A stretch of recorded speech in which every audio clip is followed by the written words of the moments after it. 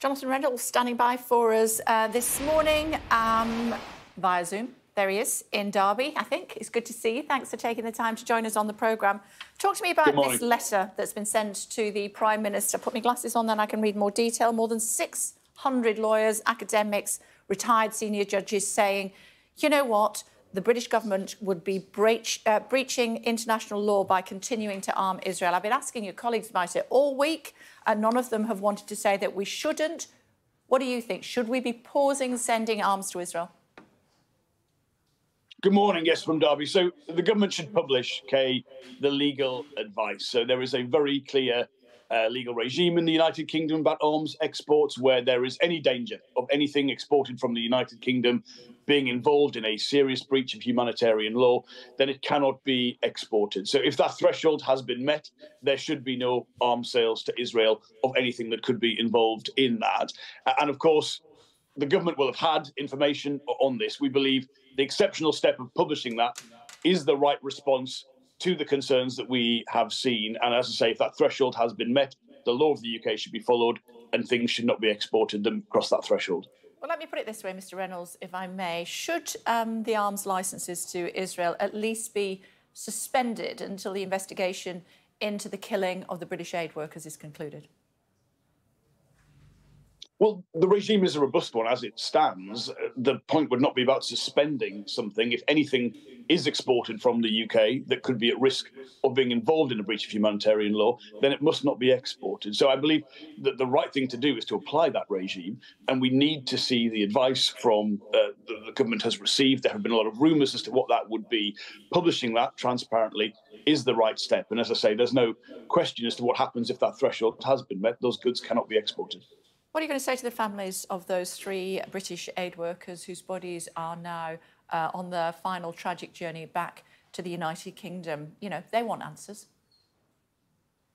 Of course they do. And everybody's thoughts and prayers are with the families of those 3 British aid workers. And of course, important to say, it's not just British nationals who've been involved in this. There have been many deaths of humanitarian workers in Gaza since this conflict began, and that unconscionable cycle of violence. Clearly, this specific incident requires an independent international investigation. I think that is the minimum that we could expect in a situation like this. But you know, this is a horrendous situation, and I wish I could tell you, Kay, that I believe there's a straightforward roadmap to the ceasefire we all want to see, to the expansion of humanitarian aid, and of course that the freeing of the hostages still being kept. It is a horrible situation, but we have to apply the laws of the United Kingdom. We have to respond to what has happened, and I believe, particularly on the issue of arms exports, there's a clear set of steps that should be taken that begin with the publishing of that legal advice. But of course, nothing will make up for the horrendous loss of loved ones that we've seen over the last few days. I'm going to bring you back to those 3. And yes, there were 7, but these 3 guys in particular I want to focus on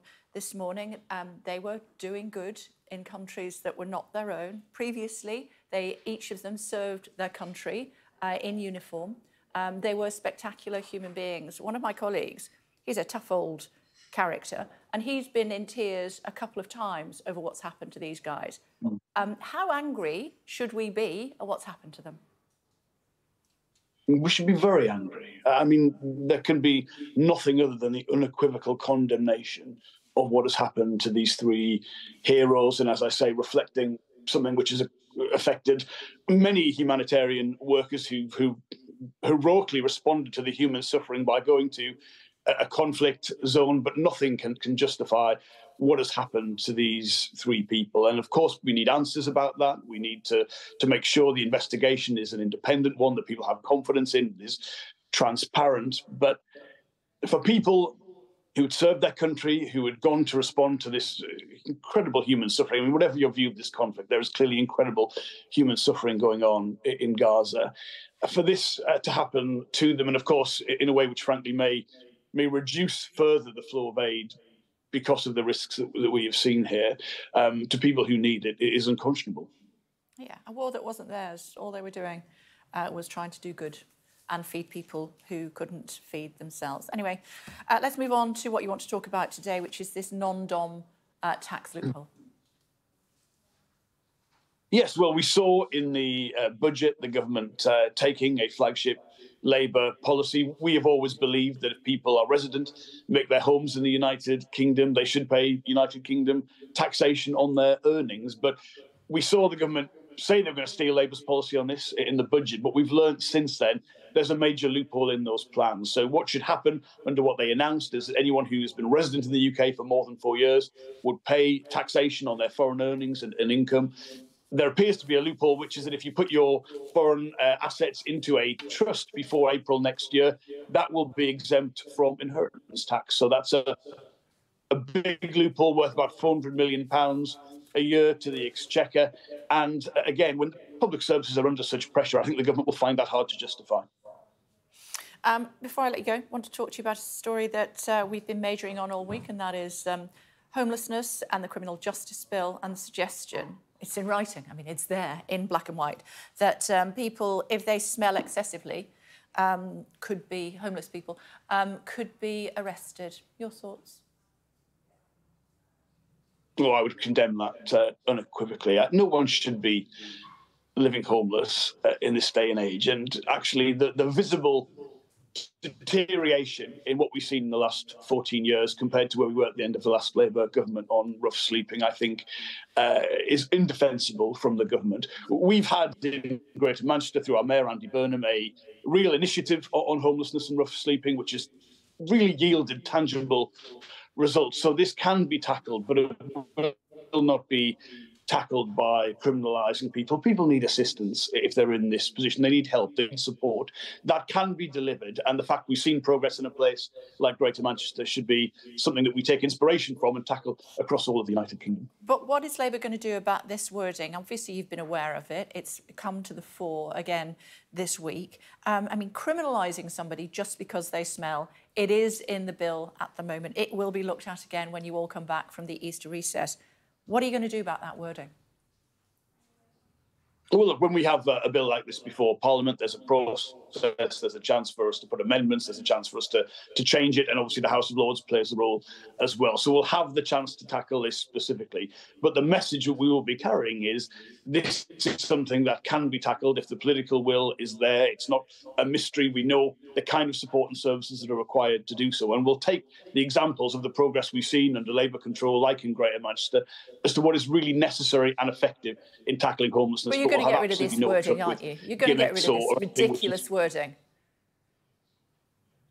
No, we will definitely have the chance to do that. You will know, Kay, unfortunately, we are outnumbered in parliamentary terms by the government, but there are opportunities, as with any piece of legislation, to make a positive impact on it, and we'll be doing everything we can to deliver that. Outnumbered for now, not according to the latest polls. Well, Kay, you've asked me this before, and you know what I'm going to say. I honestly don't read them. I don't have any truck with them. I wish we just had an election, which is the real poll that we need. And look, I do remember when I was first elected in 2010. Do you remember when David Cameron was set for some kind of massive majority? He didn't even get any majority in that election. But we will keep. I'm going to take you back to Neil Kinnock in 1992. Well, that's the example with polls, isn't it? But look, we'll make the case for change. We believe this country needs the kind of change that can only come from a general election. We're confident in what we're putting forward. But until an election is called and people cast the real votes, we'll have no truck with anything. I've got to let you go. No complacency from Labour whatsoever. I've got to let you go. But are you asking me to believe that you don't look at the polls? Well, look, we see them, but there's no complacency on the Labour side because, look, you could do just cited examples where the election result has been nothing like those polls. So until I know people are casting a vote in an actual general election and we've got the result, no complacency from me. OK, good to talk to you as always. We'll see you in the studio very soon. Thank you.